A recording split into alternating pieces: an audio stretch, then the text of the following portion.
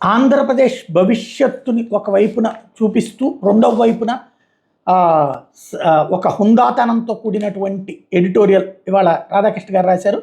ప్రజాస్వామ్యంలో పాలకులు ఎలా ఉండకూడదో మాజీ ముఖ్యమంత్రి జగన్ రెడ్డి అండ్ కో రుజువు చేసినందున తెలుగుదేశం, జనసేన, బీజేపీ కూటమి ఎమ్మెల్యేలుగా ఎన్నికైన వాళ్ళు బాధ్యతతో మెలగాలి. జగన్కు వ్యతిరేకంగా ప్రజలు కసిగా తీర్పు ఇచ్చినందున ముఖ్యమంత్రి చంద్రబాబుతో పాటు మంత్రుల వ్యవహార శైలిని ప్రజలు నిశ్చితంగా గమనిస్తుంటారు. అధికారం బాధ్యత మాత్రమే అని తెలుసుకుంటే మంచిది. తమకు 11 సీట్లు మాత్రమే ఎందుకు వచ్చాయో గుర్తించి దిద్దుబాటు చర్యలు తీసుకోవడానికి అధికారంలో ఉన్నప్పుడు ఉన్మాదంగా వ్యవహరించిన జగన్ అండ్ కో సిద్ధపడటం లేదు కనుక వాళ్ళ విషయం ప్రజలే తేల్చుకుంటారు.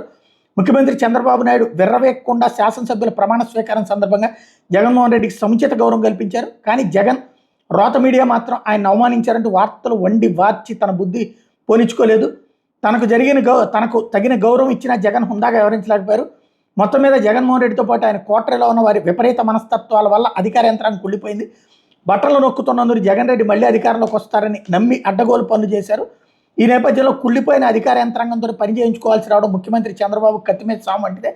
అయితే చంద్రబాబుకు ఆప్షన్లు తక్కువ. గతంలో సమర్థులుగా పేరు తెచ్చుకున్న అధికారులు కూడా ఈ 5 ఏళ్లలో చెడిపోయారు. ముఖ్యమంత్రిగా చంద్రబాబు తీసుకున్న నిర్ణయాలు, చేసిన ఎంపికల మీద తెలుగు తమ్ముళ్ళు నిరసన వ్యక్తం చేస్తున్నారు. జగన్మోహన్ రెడ్డి సృష్టించిన సంప్రదాయం ఆమోదయోగ్యం కాకపోయినా చంద్రబాబు కూడా అలాగే వ్యవహరించాలని తెలుగు తమ్ముళ్ళు సోషల్ మీడియాలో రెచ్చిపోతున్నారు. జగన్ రెడ్డి వల్లే కక్షపూరిత పాలన చేయాలనుకోవడం సమర్థనీయం కాదు. అదే జరిగితే రాష్ట్రం మొత్తం ఫ్యాక్షన్ జోన్గా మారిపోతుంది. అదే సమయంలో మితిమీరిన ఔదార్యం కూడా ప్రదర్శించకూడదు. తప్పు చేసిన అధికారులను, నాయకుల్ని చట్ట ప్రకారం శిక్షించడానికి చర్యలు తీసుకోవాల్సిందే. ప్రస్తుతానికి చంద్రబాబు హుందాగా వ్యవహరిస్తున్నారు. ఆయన ప్రభుత్వం మునుముందు ఎలా వ్యవహరించబోతున్నో దాన్ని బట్టి జగన్ రాజకీయ భవిష్యత్తు ఆధారపడి ఉంటుంది. ప్రభుత్వ వ్యతిరేకత ఆధారంగానే ఇటీవల ప్రజలు తీర్పిస్తున్నారు.